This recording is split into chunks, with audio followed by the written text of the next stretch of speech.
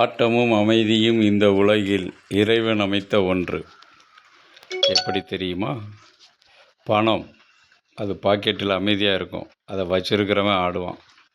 புத்தகம் அது அமைதியாக இருக்கும், அதை படித்தவன் டிகிரி வாங்கி பட்டம் வாங்கி டாக்டர் பட்டம் இன்ஜினியர் பட்டம் வாங்கி அவன் ஒரு ஆட்டம் போடுவான்.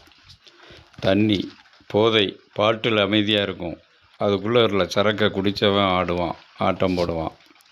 சாமி அமைதியாக இருக்கும் ஒரு இடத்துல சிலையா, அதை உற்று நோக்கி பார்த்து அதில் இவன் தான் சாமி ஆடுறேன்னு சொல்லி ஆட்டம் போடுவான். அது மாதிரி தான் பணம், அது பாட்டுக்க கிடக்கும், அதை தூக்கிட்டு போகிறவன் ஒரே ஆட்டம் போட்டு தூக்கிட்டு போவான். அப்போ அமைதியும் ஆட்டமும் பிரிக்க முடியாத ஒன்றா இருக்குது. அதுபோல் ஓட்டு போட்டவங்கெல்லாம் அமைதியாக இருப்பாங்க, ஓட்டை வாங்கினவங்கள அவங்க தாங்க ஆடுறாங்க.